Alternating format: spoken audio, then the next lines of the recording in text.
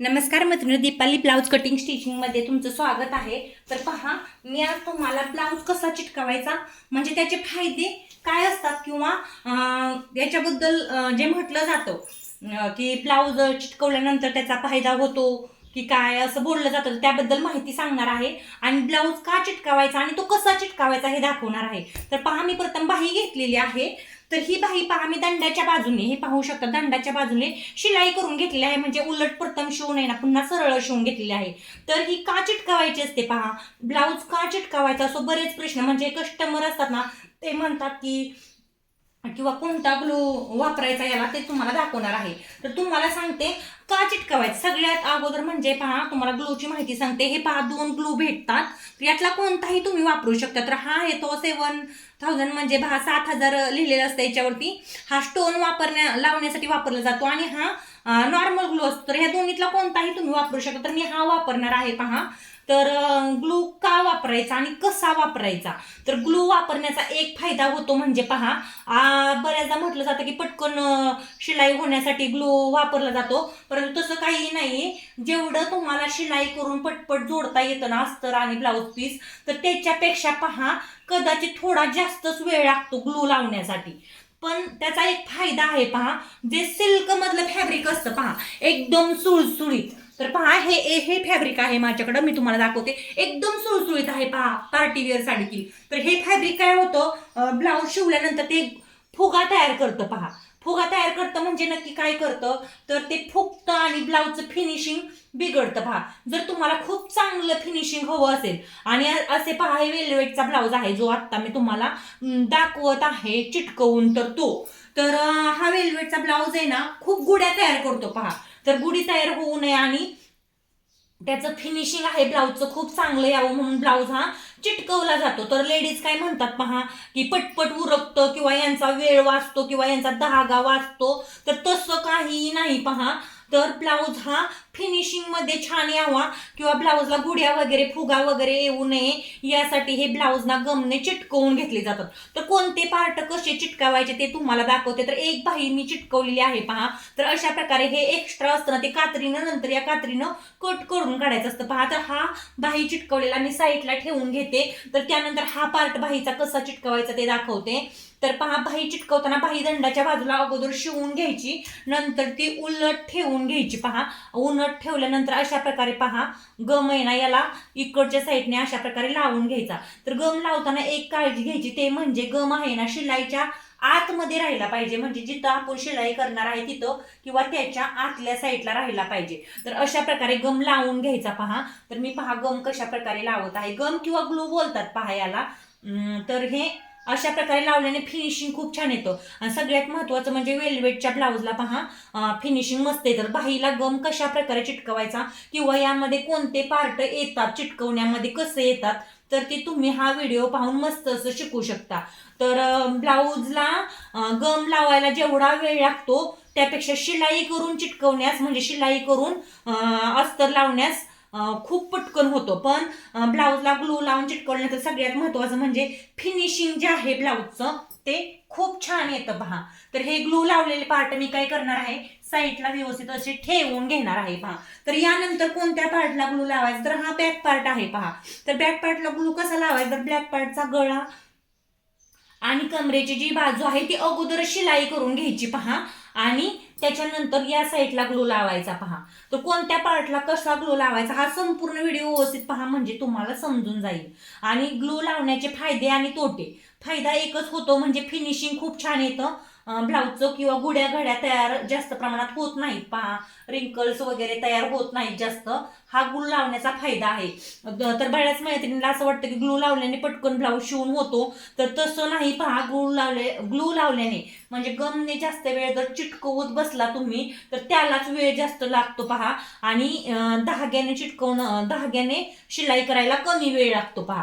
तर ग्लू लावण्याने कोणत्याही प्रकारे ब्लाऊज हा पटकन शिलाई होत नाही.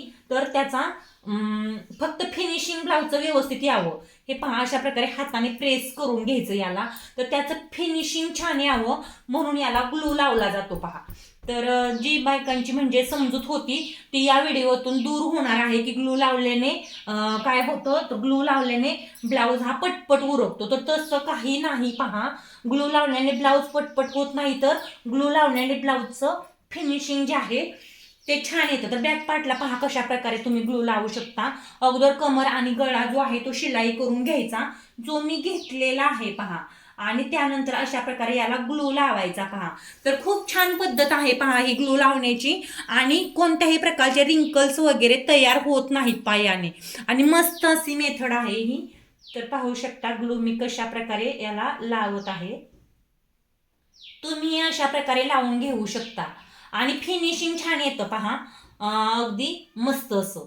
आणि रिंकल्स खूप कमी येतात पहा, म्हणजे येतच नाहीत पहा ग्लू लावल्याने, आणि कडक राहतं फॅब्रिक पहा, शिवायला पण जास्त त्रास वगैरे देत नाही हे. परंतु वेळ जर तुम्ही म्हटला तर तुम्हाला सांगा, शिलाई करून जेवढ्या स्पीडने होतं नाही त्यापेक्षा ग्लूने चिटकवायला जास्त वेळ लागतो पहा. आपला हात खराब होतो किंवा ग्लूचा एक्स्ट्रा चार्जेस वाढतो. आता ही जर टूक घ्यायला गेलात तुम्ही तर ही 120 रुपयाला बसते आमच्या इथल्या दुकानामध्ये पहा. मला माहित नाही तुमच्या इथं कितीला बसते, आणि ही घेतली तर काहीतरी 15, 20, 25 रुपयाला बसते. परंतु याने पहा स्टोन पण चिटकवता येतात आणि याने फॅब्रिक चिटकवता येतात असं आहे पहा यामध्ये.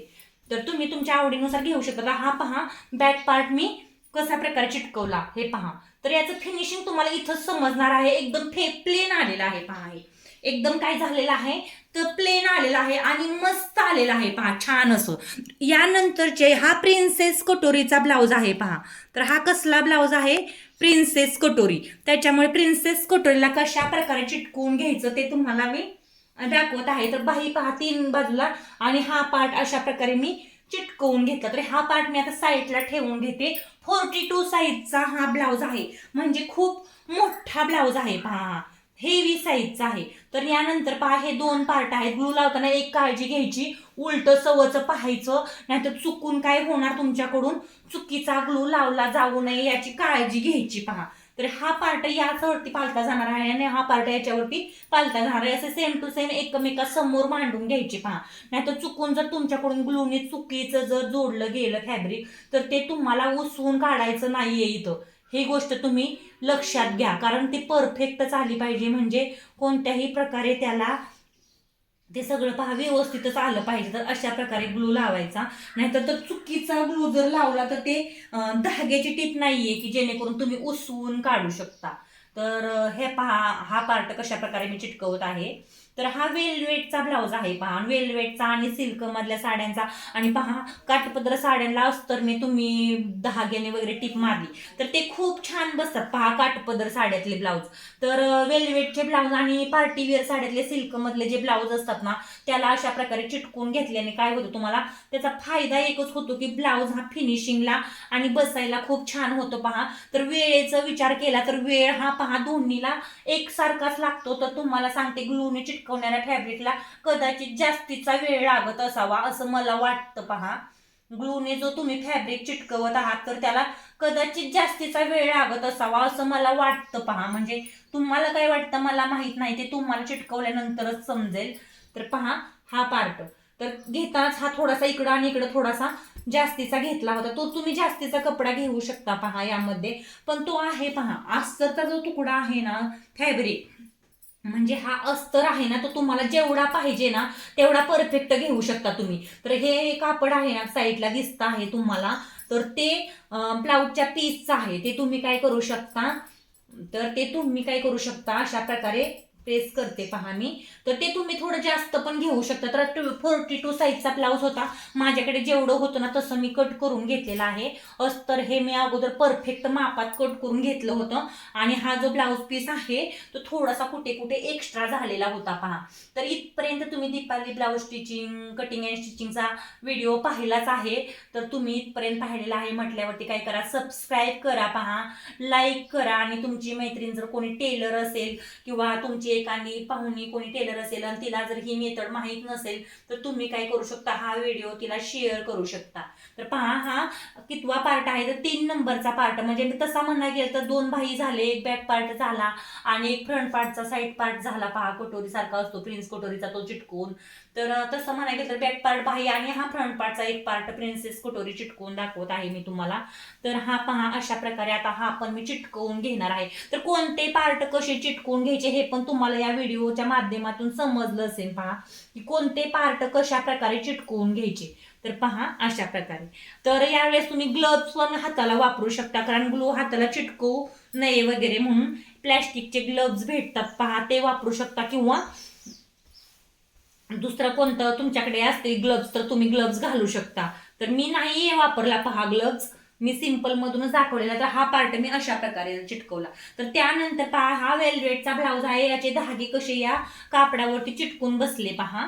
तर यानंतर हा पार्ट देखील मी तुम्हाला स्टिचिंग करून दाखवणार. आता मला इथं काय होत आहे पहा, उलट सवच व्यवस्थित दिसत आहे, त्याच्यामुळे काय झालेलं आहे, मला हे परफेक्ट दाखवता आलेलं आहे, म्हणजे चिटकवताना व्यवस्थित टाकता आलेलं आहे. जर उलट सवच ब्लाऊज तुम्ही व्यवस्थित पहा आणि मग चिटकावा पहा, नाहीतर तर तुमच्याकडून काय होऊ शकतं, ब्लाऊज हा व्यवस्थित नाही लक्ष देऊन जर चिटकवला तर पहा वेगळाच तयार होईल. असं होऊ नये म्हणून काय करायचं, व्यवस्थित काळजी घ्यायची की आपण ग्लो कोणत्या साईडला लावत आहे.